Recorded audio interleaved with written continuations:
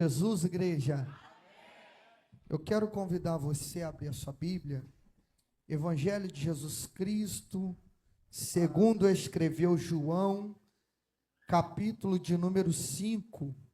Enquanto você encontra, eu quero louvar ao Senhor por estar retornando a esta casa, pastoreada pelo meu amigo, pastor Renato. Deus abençoe, tá, pastor Renato, pelo carinho, tá, não só da sua parte, mas de todo o ministério desta igreja, amigos presbíteros, evangelistas, que estão à minha retaguarda, pastores. Deus abençoe as vossas vidas, tá, toda a igreja, toda a junta diaconal que nos recebeu ali na entrada. Deus abençoe, amém. Ao meu amigo evangelista que nos fez o convite, Deus abençoe. Nós louvamos a Deus por esta noite, porque sabemos que o Senhor está neste lugar e já tem falado aos nossos corações, amém? Eu quero ler apenas o versículo de número 17, que foi o texto que o Senhor colocou em meu coração para esta noite, encerramento deste encontro de missões, deste congresso. E o Senhor trouxe ao meu coração apenas este versículo. Eu quero discorrer nesta noite sobre 3 clamores missionários. Você pode repetir comigo? 3 clamores missionários. Amém. Versículo 17 de João capítulo 5 diz assim a palavra de Deus: Disse-lhes Jesus: meu Pai continua trabalhando até hoje, e eu também estou trabalhando. E Jesus lhes respondeu: meu Pai trabalha até agora, e eu trabalho também. Amém? Pode tomar o seu assento, adorando ao Senhor por esta palavra. Palavra essa que é inefável, inerrante, e ela é viva e eficaz. Eu preciso da sua atenção neste momento. Na guisa da introdução desta mensagem, eu gostaria de discorrer ao seu coração a necessidade do clamor missionário. É bem verdade, irmãos, que quando nós entregamos a nossa vida a Jesus, nos tornamos missionários. Ou somos missionários, ou somos impostores, porque não existe você ser um servo de Deus, você dizer que adora o Senhor, se dentro do seu coração e na sua veia não pulsa o sangue de um clamor missionário. Quando nós olhamos para as Sagradas Escrituras, fazer missões não é ter somente um título. Fazer missões não é ter uma carteirinha aonde a igreja nos consagra de missionário ou missionária e assim então assumimos a posição de um missionário, não. Fazer missões é um clamor que ecoa a eternidade. Fazer missões é entendermos o verdadeiro chamado daqueles que foram comissionados para esta grande obra.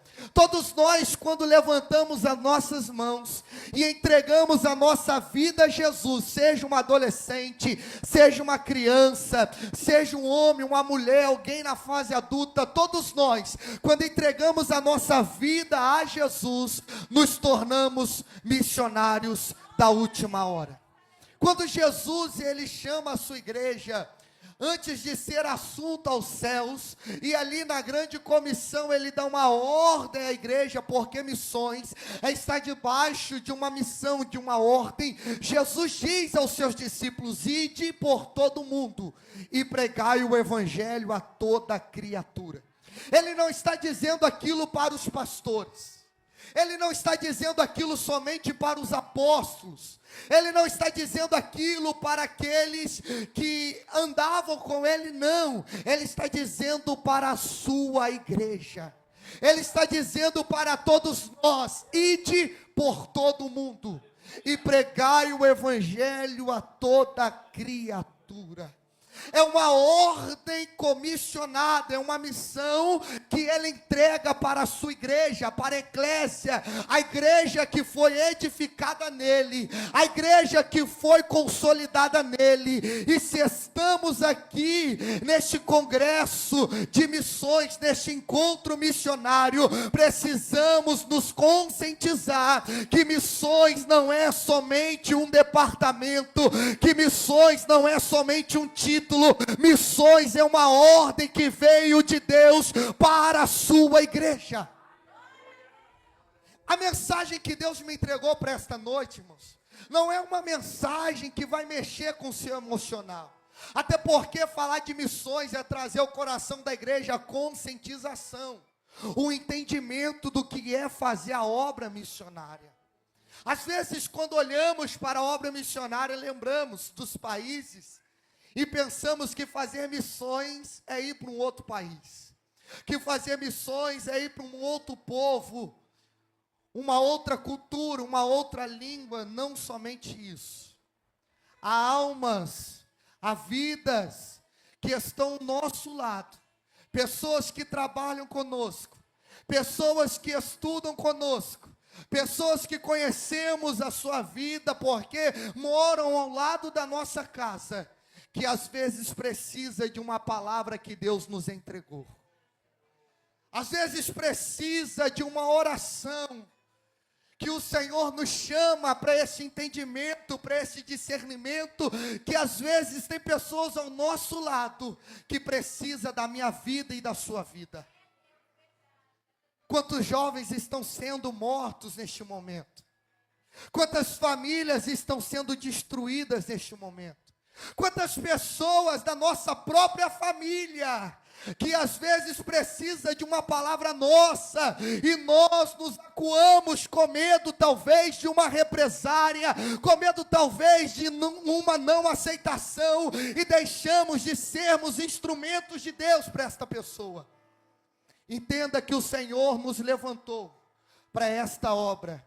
E quando olhamos neste texto, Jesus está sendo confrontado pelos fariseus, porque ele vai curar um paralítico, só que era sábado, e segundo a cultura, sábado não podia curar ninguém, sábado não podia trabalhar, sábado era um dia que os judeus separavam para ir no templo, só que Jesus decidiu quebrar o protocolo da religião. Enquanto no templo está tendo festa, enquanto no templo o povo está celebrando, Jesus passa pelas portas das ovelhas e vai num lugar chamado Betesda, porque ali tinha um homem que 38 anos estava sobre uma cama, paralítico, com os sonhos, a esperança roubada, porque ninguém o ajudava. Estava esperando o movimento das águas para ser curado. Só que Jesus decidiu, em vez dele ir ao templo, ele vai a este lugar. Ele cura aquele paralítico. Aquele homem pega a sua cama e entra para dentro do templo, e Jesus já está lá. Só que o povo que está festejando vê aquele paralítico carregando a cama e manda ele parar de fazer aquilo, porque era proibido, era sábado e não podia carregar a cama, não podia trabalhar porque era sábado.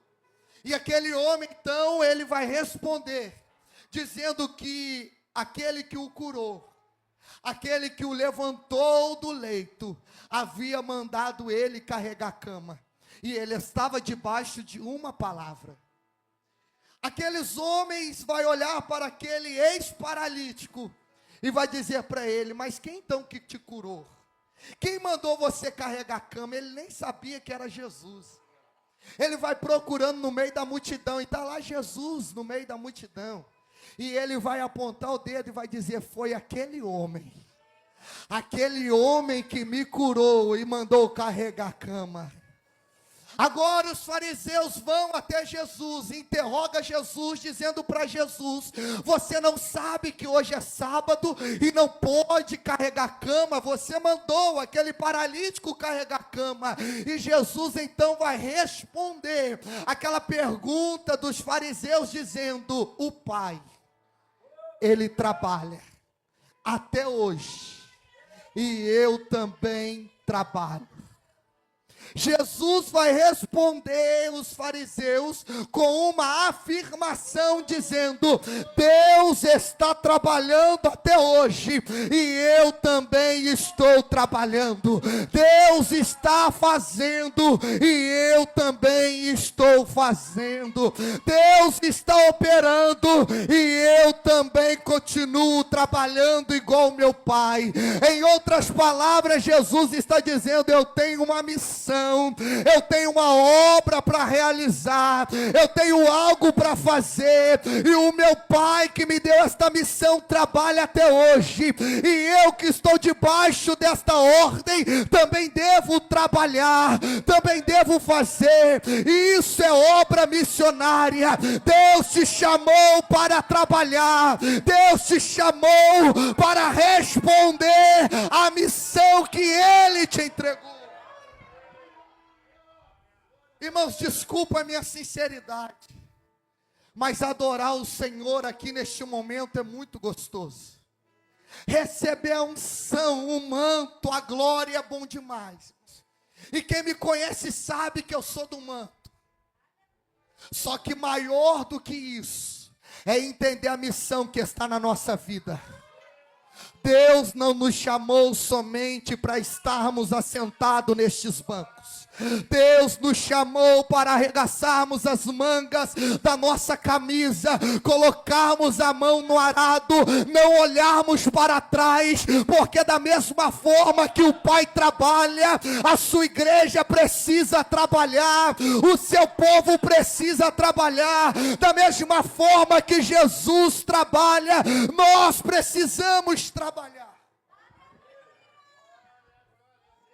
Precisamos entender este chamado. O Pai trabalha e eu também trabalho. Quando Jesus cura um cego de nascença, os discípulos vão perguntar para Jesus: mas por que ele é cego? Foi ele que pecou ou foram os pais que pecaram para ele nascer desta forma? Jesus vai responder aos discípulos: não foi nem ele e nem os pais. Isso aconteceu para que o nome de Deus fosse glorificado. Aí no decorrer desta cura, deste milagre, Jesus, ele diz aos discípulos: eu preciso trabalhar enquanto é dia, porque a noite se aproxima, enquanto não dá para trabalhar mais. O que Jesus está querendo dizer é que o momento de fazer a obra é o haja, é o agora, não é amanhã. Tem crente que fica esperando amanhã. Amanhã eu faço, amanhã eu me prontifico, amanhã eu oro, amanhã eu ajudo. E Deus está falando conosco nesta noite: não é amanhã, é hoje. É hoje que eu quero te usar, é hoje que eu te dou autoridade, é hoje que eu quero te levantar como missionário e missionária dentro da tua casa, no colégio que você estuda, no trabalho que você trabalha. É hoje que eu quero te usar. Precisamos entender, irmãos, então, o que é fazer missões. Fazer missões é estarmos debaixo de uma ordem, de uma missão. Esta missão Jesus entrega para a sua igreja, nós, a igreja do Senhor. Só que o mais interessante de recebermos uma ordem é que Ele entrega à sua igreja também o Espírito Santo, para nos capacitar para esta obra missionária. Jesus, Ele sabe que não é um trabalho fácil de fazer. Jesus sabe que não é uma obra tão agraciada para realizar. Por isso, Ele entrega à sua igreja a presença do Espírito Santo, o Consolador. E ele diz isso na grande comissão: eu estarei convosco todos os dias. eu estarei convosco todos os dias, até a consumação dos séculos. Então, nesta obra que Ele nos chama para fazer, nós não estamos fazendo sozinhos. Por quê? Porque o Seu Espírito nos capacita, o Seu Espírito está conosco, o Seu Espírito nos dá unção para fazermos esta obra, o Seu Espírito nos dá autoridade sobre o mundo espiritual. E a Bíblia diz que nesta grande comissão que Ele entrega à igreja, Ele também entrega o Espírito Santo e nos dá uma ordem dizendo que se você crê no nome dEle, você fala outras línguas, que se você crê no nome dEle, você cura os enfermos, que se você crê no nome dEle, você expulsa demônios. Então o Espírito Santo nos capacita para esta obra. Ele nos dá autoridade, irmãos, porque a obra missionária é um trabalho espiritual. O príncipe deste século tem cegado o entendimento de muitos, para que eles não creiam no poder do Evangelho. Por isso precisamos do Espírito Santo, porque não é uma palavra carregada de letras, mas é uma palavra cheia de autoridade. É uma palavra cheia da unção, cheia do fogo do Espírito, que tem capacidade de penetrar corações, dividir juntas e medulas, discernir pensamentos. É a palavra que você carrega, ela é mais poderosa do que um fuzil AK-47, é mais poderosa do que uma pistola .40, é um livro que tem poder de mudar a história, de mudar vida, de mudar pensamento, e esta autoridade está sobre a sua vida. Você precisa crer que Ele te deu autoridade. Orabaia séria calabá. O primeiro clamor missionário é um clamor que não vai ecoar na terra, é um clamor que vai ecoar na eternidade, nos céus. O primeiro clamor missionário não vem do homem. O primeiro clamor missionário vem de Deus. Deus é o maior missionário, porque Ele entrega o seu melhor para resgatar a humanidade perdida. Ele se esvazia da sua glória, vem como homem, é obediente até a morte, morte de cruz, para nos resgatar do inferno e nos conduzir para o reino da luz. O primeiro clamor missionário ecoa na eternidade. Quando Deus, Ele então vai conclamar o profeta Isaías no capítulo 6, a eternidade está clamando no versículo 8, a quem enviarei e quem irá por nós? É Deus clamando nos céus, a quem enviarei e quem vai ser o meu representante na terra? Quem enviarei e quem vai nos representar? Quem irá por nós? E o profeta Isaías vai responder o clamor dos céus dizendo: eis-me aqui, envia-me a mim. O primeiro clamor missionário é o clamor de Deus para a sua igreja. A quem enviarei e quem irá por nós? Um dia chegaram a Billy Graham, um dos maiores evangelistas do século passado. Um homem que tinha influência na política. E disseram para ele: Billy Graham, por que você não se torna governador nos Estados Unidos? Você tem, Billy Graham, influência para se tornar um grande político na América. Sabe qual foi a resposta de Billy Graham? Eu não vou me rebaixar a este nível. Mas o que é isso, Billy Graham? Você está desafiando o poder político. Billy Graham disse: eu não me rebaixo, a nenhuma autoridade na terra. Mas por quê? Porque maior do que ser governador na América, maior do que ser presidente na América, eu sou embaixador de Cristo. Eu represento o céu na terra.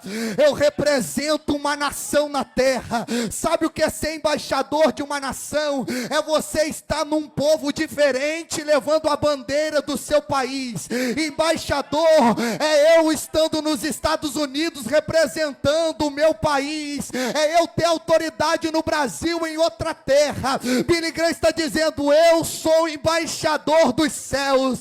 É Billy Graham sendo usado por Deus em uma terra estranha, e a Bíblia diz que Ele nos tornou embaixadores. Você carrega um título celestial, você precisa responder o clamor de Deus. O primeiro clamor missionário vem de Deus: a quem enviarei? Precisamos responder esse clamor: eis-me aqui, Senhor, eis-me aqui. Quem conhece a minha história sabe, eu comecei a pregar com 16 anos de idade. Os meus pais não eram crentes. Através da minha vida, Deus alcançou a minha casa. Mas com 18 anos eu me afastei dos caminhos do Senhor. Foi momentos terríveis que eu vivi neste mundo. Quase 5 anos afastado da presença de Deus, me envolvi nas drogas, no tráfico de drogas. Tive diversos livramentos, um deles foi aqui no Getúlio, na rua chamada Lagoa, conhecida por quem mora aqui. Eu ficava lá toda sexta-feira à noite. Grandes livramentos Deus me deu, livramentos que eu vi e livramentos que os meus olhos nem presenciou, mas Deus me guardando. Porque uma das formas de fazer missões não é somente pregando, mas é também com os joelhos que se dobrem em oração. Enquanto eu estava afastado, havia joelhos dobrados orando pela minha vida. Senhor, guarda, Senhor, livra, Senhor, liberta, Senhor, aperta, mas traz de volta para a sua presença. Há quase 5 anos afastado, eu voltei para os caminhos do Senhor. Quando eu voltei, pastor Renato, a minha mentalidade do que é obra missionária mudou, gente. Porque eu nunca tinha me afastado, eu cresci na igreja. E quando alguns jovens tropeçavam, eu dizia, lá na igreja da Vila Maria: esses jovens são fracos demais. Para que ficar indo atrás deles? Já conhece a palavra. Só que aí Deus permitiu eu passar por isso. Deus quebrou o vaso e fez um vaso novo. Teve um dia que eu estava na lagoa, na rua, e um jovem olhou para mim e disse: Gustavo, vai embora. Este lugar não é para você. Não é para você estar aqui. Os seus pais são da igreja, você era da igreja. Para nós não tem jeito mesmo não. Mas você ainda tem oportunidade, sai daqui. Vai embora. Irmãos, cortou a onda na hora, eu fui embora. Passou 30 minutos. Morreu um jovem entrando dentro da rua da Lagoa, troca de tiro com a polícia. Entrou o carro, um cadete, aí foram lá, balearam o rapaz, era P2 que estava vindo atrás, o menino morreu e eu estava lá junto, no mesmo lugar, em frente ao campo. E aquele rapaz falou comigo: nós queremos ajuda, mas não temos condições de sair daqui. Você estava lá, saiu de lá para estar junto conosco. Vai embora, esse lugar não é para você. Foi daí em diante que Deus foi trabalhando no meu coração, e eu entendi o que era de Deus para a minha vida. Eu entendi que eu estava vivo porque o Senhor estava me livrando, e havia joelhos dobrados orando pela minha vida.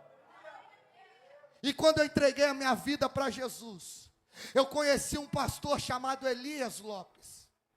Esse pastor fazia um trabalho em Volta Redonda chamado Resgatando Vidas. Era um trabalho que ele juntava jovens de diversas denominações. e ia evangelizar toda sexta-feira à noite.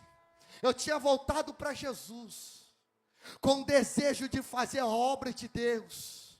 Já conhecia a palavra antes, e agora eu voltei com um outro entendimento do que é o mundo. Que há almas lá fora gritando, pedindo socorro, querendo ajuda.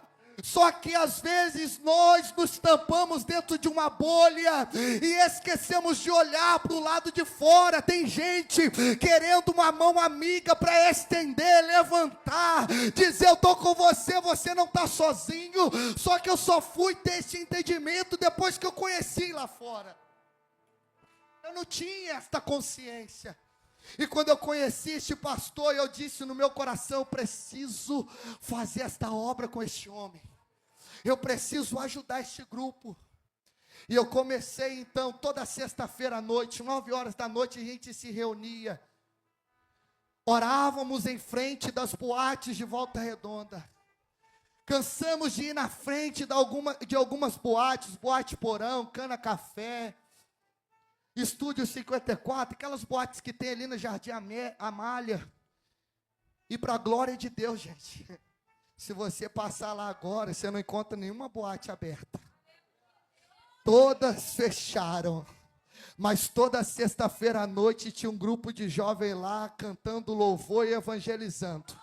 Cantando louvor e evangelizando. Eu tive várias experiências de ver jovens desviados voltando para os caminhos do Senhor, de ver jovens, aleluia, travestis aceitando a Jesus, entregando a vida a Jesus, de ver pessoas alcoolizadas ajoelhando na rua e dizendo: eu quero Jesus. Eu tive algumas experiências, dali surgiu a chama missionária em meu coração, e eu falei: eu preciso levar esse evangelismo para o bairro que eu moro, para o bairro que um dia eu era traficante, que um dia eu era viciado de droga. Eu preciso levar esta obra. Foi assim que nós implantamos este trabalho na congregacional da Vila Maria. Toda sexta-feira à noite saía um grupo de jovens evangelizando, e Deus começou a salvar os jovens. A gente passava nas ruas, tinha jovem que saía do bar, atravessava a calçada do outro lado, dizia: Gustavo, eu quero este Jesus que te libertou, eu quero este Jesus que te salvou. Eu cansei de ver jovens chorando, dizendo: eu quero este Jesus. A igreja é a resposta que o mundo procura. Você é a resposta que o mundo procura. A palavra do Senhor diz que somos cartas vivas, escrita por Deus e lida pelos homens. Você é a resposta para o mal deste século. Você é a resposta para almas que estão sofrendo lá fora. Jesus foi salvando, gente. Para a misericórdia do Senhor, entramos em algumas comunidades, Vila Delgado, eu tinha alguns acessos, e a gente começou a fazer cultos na praça, começamos a evangelizar, começamos a ir a alguns pontos que um dia eu andava, e Deus começou a salvar alguns jovens, salvar algumas pessoas, algumas famílias. A obra de Deus foi avançando. Só que o segundo clamor missionário que eu encontro na Bíblia é o clamor dos homens. Atos dos Apóstolos, Paulo desejava ir para a Ásia, só que a Bíblia diz que o Espírito Santo impede Paulo de ir para a Ásia, e ele tem uma visão de um homem. E este homem diz ao apóstolo Paulo: atravessa a Macedônia e vem nos ajudar. Atravessa a Macedônia e vem nos socorrer. Paulo ouviu o clamor daquele homem em visão, e ele então atravessa a Macedônia. Chega na cidade de Filipos, começa a obra missionária. Pessoas estão clamando pela igreja. Cadê a igreja do Senhor? Cadê o meu irmão? Cadê a minha irmã? Atravessa a Macedônia e vem nos ajudar. Depois de 1 ano e meio, fazendo obra missionária no bairro Vila Maria, tendo algumas experiências com Deus no campo missionário. Porque, irmãos, falar de missões não é teoria. Falar de missões é prática. Líderes de missões que estão aqui, missionária Glória, que está aqui com todo o respeito, minha querida, foi minha aluna no CTMIT. Quando vocês convidarem alguém para pregar em culto de missões, convide de fato pessoas que vivem a obra missionária na prática. Porque falar de missões na teoria, tem muita gente que fala. Mas é a prática, é o fruto, é a obra, é aqueles que verdadeiramente entendem o que é a obra missionária. Quantas vezes eu deixei de comer para dar de comida a jovens, eu sem condições, vindo do tráfico, sem emprego, dividindo roupa com amigos que estavam saindo da mesma situação que eu vivia antes. Desempregado mais de um ano, fazendo a obra de Deus, Deus me sustentando, levantando pessoas para me abençoar com ofertas, levantando pessoas para no final do culto me chamando, vamos comer um lanche, vamos comer uma pizza, e eu dizia, não tenho dinheiro, não, Deus mandou te abençoar. Aí vinha terno de um, sapato do outro. Enquanto isso, estávamos lá fazendo obra missionária, fazendo obra, evangelizando, entrando na casa de pessoas. Aí Deus preparou a Carol, que hoje é a minha esposa. Comecei a namorar, noivei, casei. Assim que eu casei, nós fomos enviados lá para a congregação da Cotiara, uma congregação pequena de quase 20 membros. Quando nós chegamos na Cotiara, passou pouco tempo, eu fui consagrado a presbítero. De presbítero eu assumi a congregação com a saída do pastor que estava naquele trabalho. Assim que nós assumimos a congregação, começou uma guerra no bairro da Cotiara, uma guerra de facções. Deu toque de recolher. No primeiro dia de culto meu como dirigente, estava eu, a minha esposa, meu pai, minha mãe e a família do Jonathan Basso, não tinha mais ninguém. O povo com medo de sair na rua.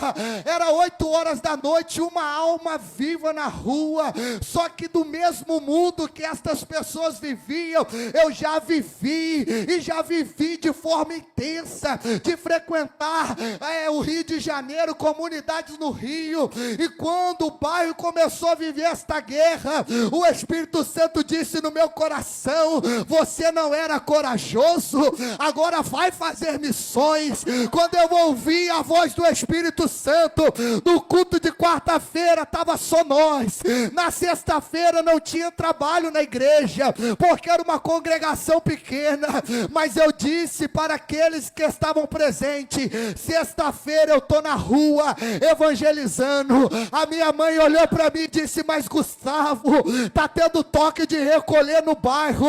Eu disse: mãe, eu já vivi isso, eu sei como é, Jesus me tirou, e se na mão do diabo eu não morri, não vai ser na mão de Deus que eu vou morrer. Aleluia. Eu peguei uma caixinha de som, irmãos, era 7:30 da noite, do tamanho desta caixa de retorno. Engatei o microfone, deixei minha esposa em casa, cheguei na congregação, orei de 7:30 às 8, deu 8 horas da noite, não tinha uma alma viva na rua. Eu liguei a caixa de som, peguei o microfone e comecei a subir o morro do Macuco dizendo: Jesus me tirou do tráfico e mudou a minha vida, pode mudar a sua vida também. Jesus me libertou, pode libertar vocês também. Não tinha ninguém na rua, mas de repente começou a acender as luzes das casas. O povo foi vendo um doido pregando. No culto de domingo não tinha lugar para o povo sentar. A gerente do tráfico aceitou Jesus, largou as drogas e hoje serve ao Senhor. Ele te deu ousadia. Está lá a congregação, irmãos. Menos de 2 anos compramos 2 terrenos. Está lá a obra. O trabalho está consolidado. mas precisamos ouvir a voz do Espírito. O Espírito nos direciona. O Espírito impediu Paulo de ir para um lugar e levou Paulo para um outro lugar, porque lá na Macedônia tinha almas que careciam, e Paulo ouviu o clamor dos homens: atravesse e nos ajuda. Atravesse e nos ajuda. Conhecemos a história, Atos 16, quando Paulo e Silas foi preso pela libertação daquela mulher que era vidente. Ali nós vemos o que é ser guiado pelo Espírito Santo. Está pensando que obra missionária é flores? Tem muitos missionários que carregam título, indo para a Europa, ostentando uma vida de luxo, mas obra missionária é entender o verdadeiro chamado. Por isso que Paulo diz: eu sei viver no muito, mas também sei viver no pouco. Eu posso todas as coisas daquele que me fortalece. Está disposto a viver missões. Está disposto a ser perseguido, a pegar luta com o inferno por causa de uma alma, a passar noites acordados em consagração para Deus libertar alguém. Isso é obra missionária. Isso é fazer missões. Paulo foi preso com Silas, só que aquela mulher foi liberta, e o carcereiro e a família dele foi salva. Paulo apanhou, Silas foram humilhados, mas eles fizeram a obra que Deus mandou eles fazer. Não se envergonhe do Evangelho. Não se envergonhe de carregar este título de embaixador de Cristo. Para o mundo o Evangelho é loucura, mas para nós é poder de Deus. Não se envergonhe, não seja crente 007, que na igreja você é crente, no trabalho ninguém sabe que você serve a Deus. Na igreja você dá glória a Deus, mas no colégio você é crente. Não sou crente não, só gosto de ir no culto, eu só gosto de frequentar a igreja. Assume a posição de servo. Deus te chamou para fazer a obra dele. Deus te chamou como luz e sal da terra. Eu vou terminar agora, irmãos. É dia de semana, e eu sei que vocês trabalham, alguns estudam, mas voltando a falar de Billy Graham de novo, em uma das suas cruzadas evangelísticas, estava como aqui bandeiras de diversos países, e ele começa a orar cada país. Ele vai colocando a mão nas bandeiras e vai orando. Bandeira de Moçambique, está lá Billy Graham orando por Moçambique. Bandeira da Alemanha, está lá Billy Graham orando pela Alemanha. Ele foi orando, país por país, das bandeiras que estavam naquela cruzada. Mas quando chegou na bandeira do Brasil, ele colocou a mão. E ele não orou como ele orou as outras bandeiras, os outros países. Ali Deus tomou ele em espírito, e ele começou a profetizar sobre a nação brasileira. E ele profetizando, ele disse: nesta nação vai se levantar missionários. Nesta nação Deus vai levantar uma voz de avivamento que vai alcançar os países. Nesta nação Deus vai derramar um avivamento que vai alcançar povos. Nesta nação Deus vai começar um grande avivamento que vai anteceder a volta de Jesus. Ele começou a profetizar, tomado pela glória de Deus, dizendo que no Brasil Deus derramaria um avivamento que antecederia a volta de Jesus, através da oração deste homem que ganhou milhões e milhões de almas cheios do Espírito Santo, orando pela nação brasileira. Eu quero te dizer que você pode ser este missionário, você pode ser esta missionária, você pode carregar este avivamento na sua vida. Você pode ser a resposta de alguém que ora, que clama. E deixa eu tirar você da zona de conforto agora, em nome de Jesus. Não é heresia do pastor Gustavo, não, tá, gente? É Bíblia.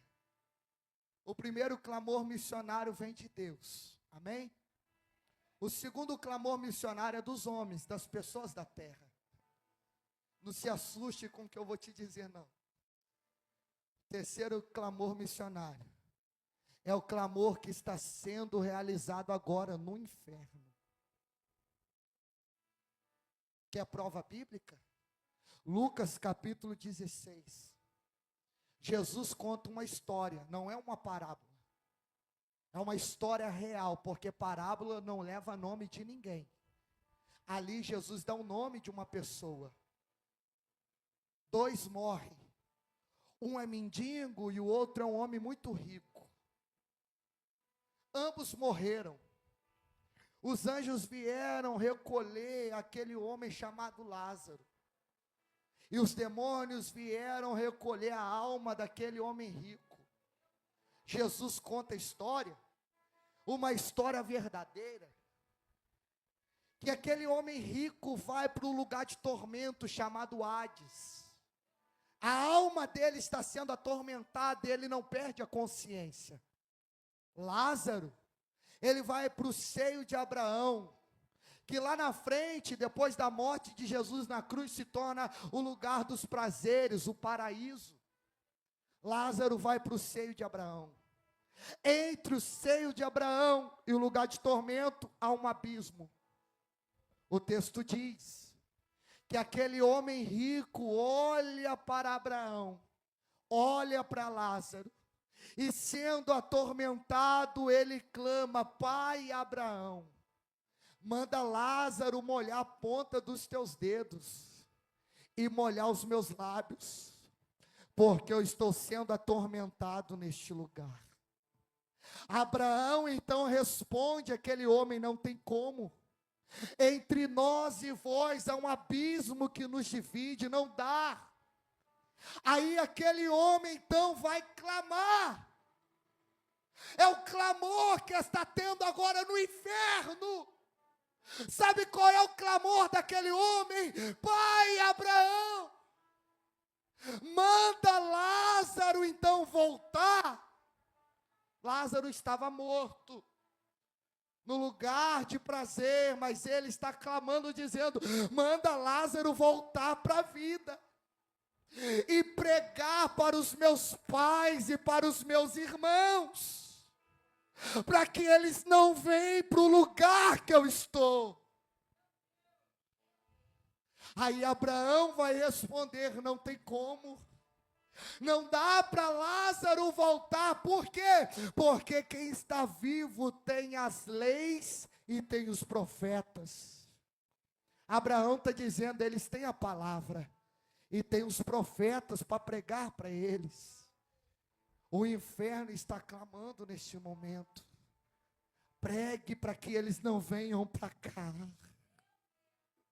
Pregue para que eles não venham ser atormentados como nós estamos sendo atormentados. Aquele homem lembrou da família dele que estava viva e está dizendo: manda ele pregar, porque eu não quero que os meus pais e os meus irmãos venham para cá. Quantos estão agora no inferno clamando: o meu pai está vivo, a minha mãe está viva e eu não quero que eles venham para cá. Os meus irmãos estão vivos ainda, eu não quero que eles venham para cá. Quem é a resposta? A igreja, porque nós temos a palavra, nós temos a palavra. O inferno está clamando: pregue a palavra, pregue a palavra, pregue a palavra, para que eles não venham para este lugar. É difícil falarmos sobre isso, mas é a Bíblia. Nos tira da zona de conforto, mas é a palavra de Deus. Está vendo o peso da responsabilidade que você tem? Usa suas redes sociais, prega a palavra. Use as ferramentas que Deus colocou na tua mão, prega a palavra. Mas pastor, não estão me ouvindo. Pregue a palavra. Pastor, não estão me dando crédito. Pregue a palavra. Pastor, ninguém acredita no que eu estou falando, estão zombando de mim. Pregue a palavra. Pregue a palavra a tempo e fora de tempo. Pregue a palavra. Por quê? Porque quem convence não somos nós. Quem convence é o Espírito Santo. O nosso papel é pregar a palavra. Pregue a palavra com a tua vida. Pregue a palavra com o seu testemunho. Pregue a palavra falando. Pregue a palavra vivendo. Pregue a palavra orando. Pregue a palavra consagrando a tua vida. Pregue a palavra a tempo e fora de tempo. Pregue a palavra. Talvez o acesso que você tem, o teu irmão não tenha. Então pregue a palavra. Talvez o contato que você tem, o seu amigo não tenha. Então pregue a palavra. Seja instrumento nas mãos de Deus. Pregue a palavra. Eu quero fazer uma oração. Me permite, pastor Renato? Amém. Eu gostaria de convidar você a ficar de pé. Eu já vou devolver a palavra ao pastor Renato. Mas vira para este crente que está do seu lado aí e fala para ele: nós somos a resposta que o mundo precisa.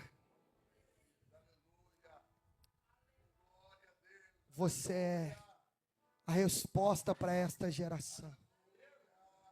Olha a responsabilidade que nós carregamos. Os anjos queriam pregar, gente. Vocês sabiam disso? Os anjos queriam pregar. Disseram: deixa nós pregarmos. Aí a resposta para eles: não. Esta responsabilidade está sobre a vida da igreja. A responsabilidade que os anjos queriam, Deus te entregou. Ele faz dos seus anjos ventos e a nós labaredas de fogo. Eu vou repetir. Ele faz dos seus anjos ministros ventos e a nós labaredas de fogo.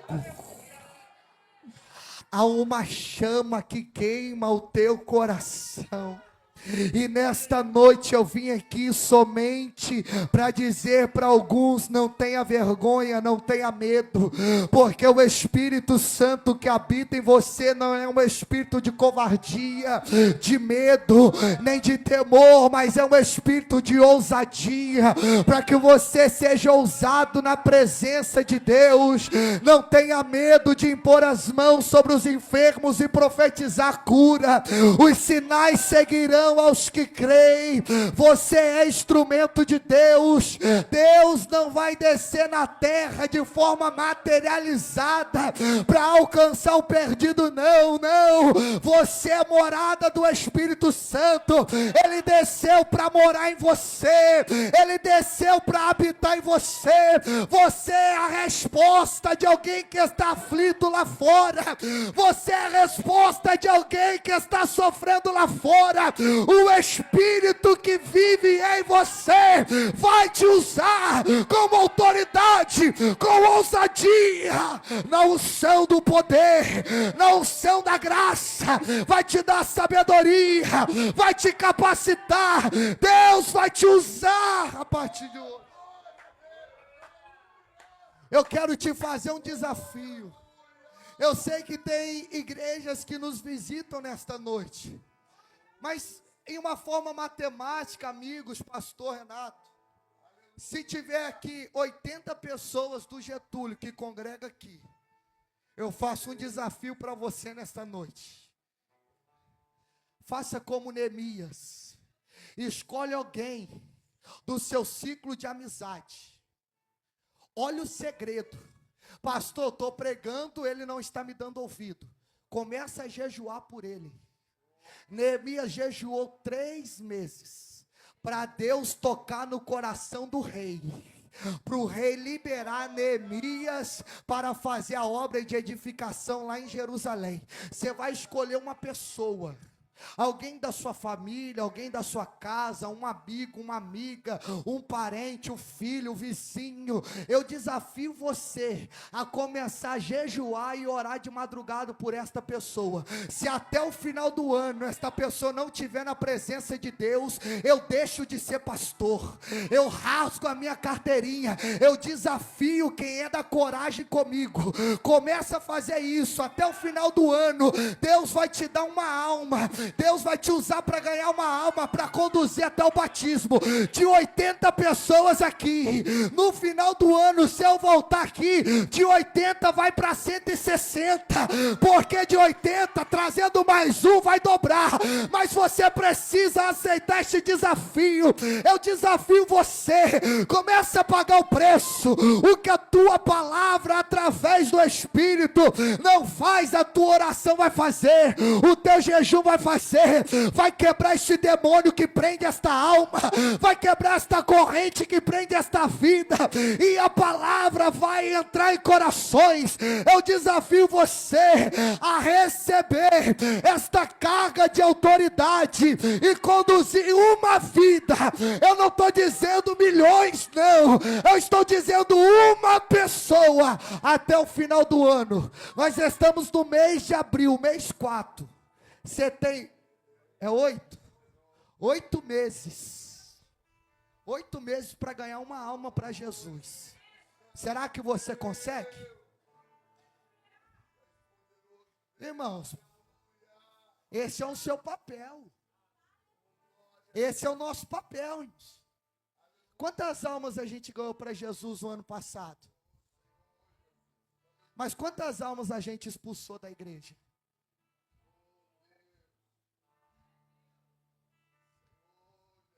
Às vezes a gente perde tempo com pouca coisa e esquecemos.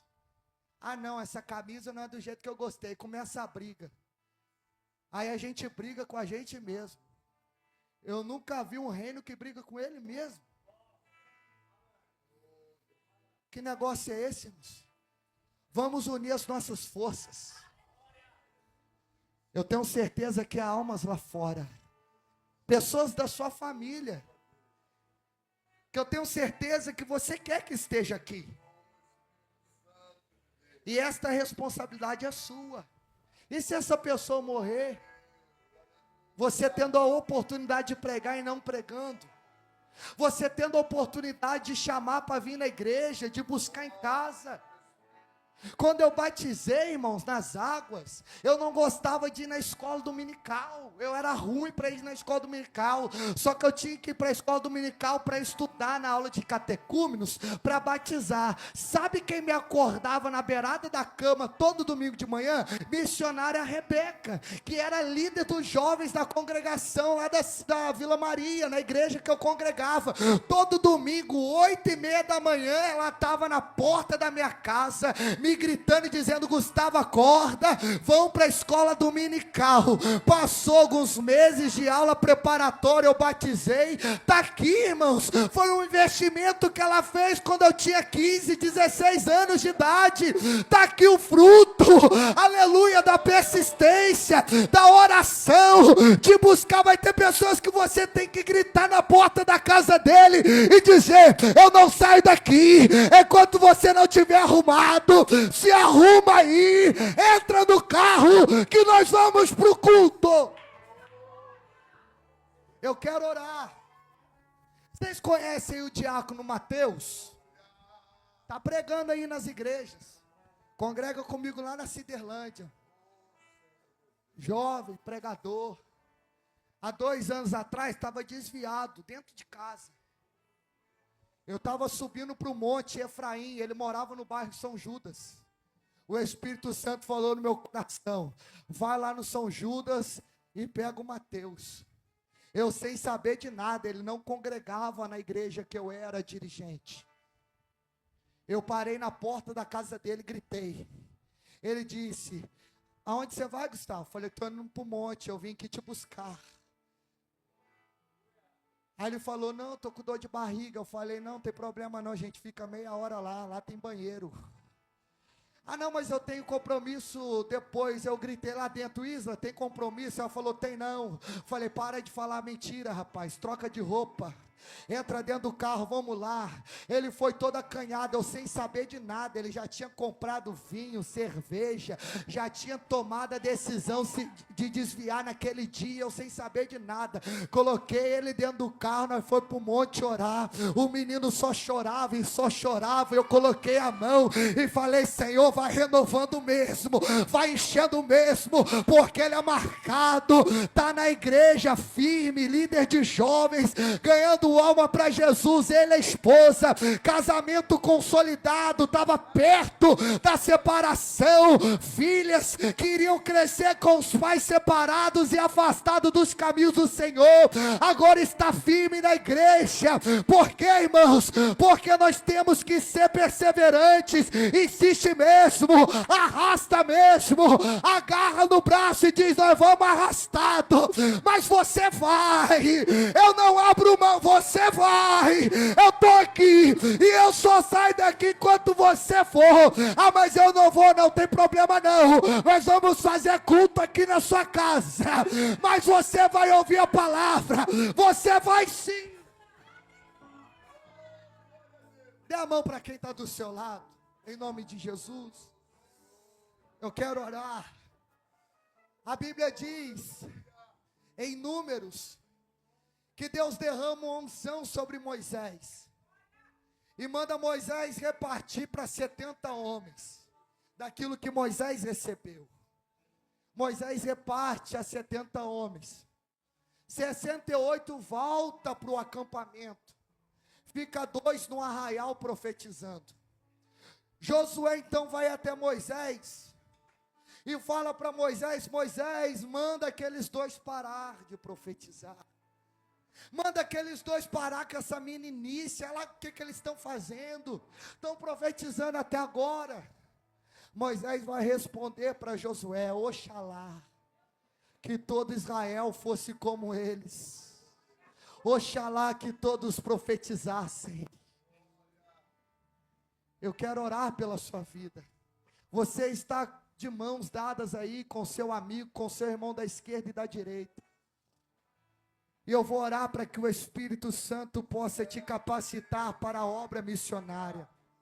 Para que o Espírito Santo venha te dar direção, visão, estratégia, sabedoria. Eu tenho certeza que você vai propor em ganhar uma alma, consolidando ela, trazendo até o batismo, mas até o final do ano você vai, aleluia, ser surpreendido, porque de um vai ser 2, 3, 4, e você vai pegar o gosto do que é ver uma vida transformada, do que é ver alguém que estava todo quebrado e Deus restaurou, aleluia. Você vai ver o prazer de ter alguém com uma vida presa nas drogas liberto, com uma vida presa na cachaça liberto. Deus vai te dar este prazer de ver vidas sendo transformadas através da sua perseverança, através da sua vida. Você é canal de bênção, você é instrumento de Deus. Deus te separou para este tempo, Deus te separou como uma voz profética. Espírito Santo de Deus, neste momento, ó Pai, eu quero orar pela sua igreja. Estamos aqui reunidos, Senhor, no último dia deste encontro de missões. Esta mensagem, Senhor, não é uma mensagem para fazer as pessoas se emocionarem, não, Senhor, mas é uma mensagem de conscientização, porque estamos num encontro missionário. Senhor, a tua igreja está cheia de jovens, adolescentes, irmãos e irmãs, crianças. Senhor, eu posso ver o Senhor usando cada um, ó Pai. Eu posso ver o Senhor capacitando cada um de uma forma. Eu posso ver, Senhor, estas vidas, Senhor, ganhando almas, saindo daqui pregando, ó Pai, através das redes sociais, pregando, Senhor, no trabalho, chegando amanhã cedo no trabalho e dizendo para o amigo que trabalha na mesma linha que ele: Jesus é bom, Jesus é maravilhoso, Jesus quer te libertar, Jesus quer mudar a tua história. E esse amigo dizendo: eu já conheço Jesus, eu não quero ir para a igreja. E esta pessoa tendo estratégia dizendo: eu não estou convidando você para ir para a igreja, eu estou convidando você para ter um encontro com Jesus, que mudou minha história, que mudou minha vida, que mudou minha casa. O Senhor vai usar pessoas a partir de hoje, com autoridade, com estratégia, com sabedoria, vai tirar toda a vergonha, vai tirar toda a timidez, e vai dar ousadia para o teu filho, ousadia para a tua filha, para vencer, para pregar, para ser instrumento do Senhor, como o Senhor levantou grandes homens, como o Senhor levantou missionários, como o Senhor levantou esta igreja, esta obra missionária. Levanta este povo no bairro, ó Pai, do Getúlio, no bairros adjacentes, Vale do Paraíba, São Francisco, Santa Isabel, os predinhos. Levanta, Senhor. Orabacalabandaracébia. Não tem espaço para pomba gira, não tem espaço para Zé Pilintra, não tem espaço para demônios. Cadeias são abertas agora, correntes são quebradas agora. É noite de restauração, é noite de renovo. Levanta esta igreja como uma voz missionária neste bairro, entre os becos, vielas. Senhor, vai fechando a sepultura, vai fechando o laço de morte, vai libertando jovens, vai libertando homens, mulheres que estão presas no cativeiro de Satanás, que estão presas na prostituição, nos vícios, na mentira, no engano. Ah, Senhor, envia miríades de anjos, anjos de guerra, anjos de fogo nesse bairro. Arabaiacé, Remande Calabadaraçúbia. Getúlio Vargas não é do Comando Vermelho, Getúlio Vargas não é do terceiro comando, Getúlio Vargas é de Jesus, é de Jesus, é de Jesus, é de Jesus, é de Jesus. Oh, Senhor, levanta a tua igreja, levanta a tua igreja como a tocha, como a labareda de fogo. Rabaiaçô, Eiadaiacé, Espírito Santo. E calaçuriéria calabá. Eu quero ouvir o clamor da igreja. Cadê a igreja missionária? Eu quero ouvir o clamor da igreja.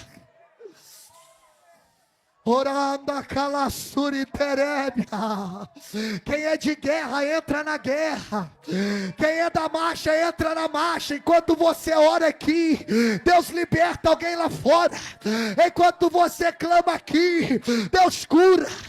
Enquanto você ora, Deus trabalha. O Pai trabalha e eu trabalho. A igreja está na guerra, a igreja está na oração. Levanta o clamor, levanta o clamor, levanta o clamor. Vai clamando por esta alma, vai clamando por esta vida. Correntes estão sendo quebradas agora. Há uma guerra no mundo espiritual, demônios lutando com anjos. A igreja clama, e enquanto você ora, Deus abre porta. Enquanto você ora, Deus fecha a sepultura. Enquanto você ora, Deus liberta, Deus liberta, Deus liberta, Deus liberta, Deus liberta, Deus liberta.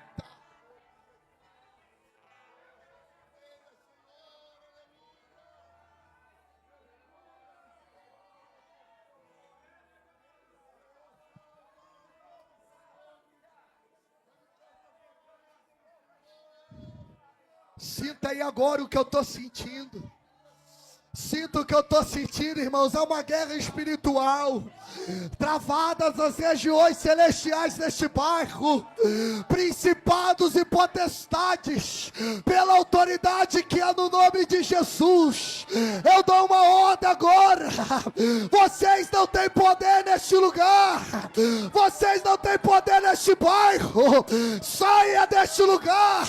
Das nuvens celestiais. Getúlio de Jesus. Senhor, entra na boca de fumo agora. Entra agora nos pontos de vendas de droga. Liberta, liberta. Eraia sol e calabá. Coloca o teu trono neste lugar, Senhor. Muda a história deste bairro, Jesus.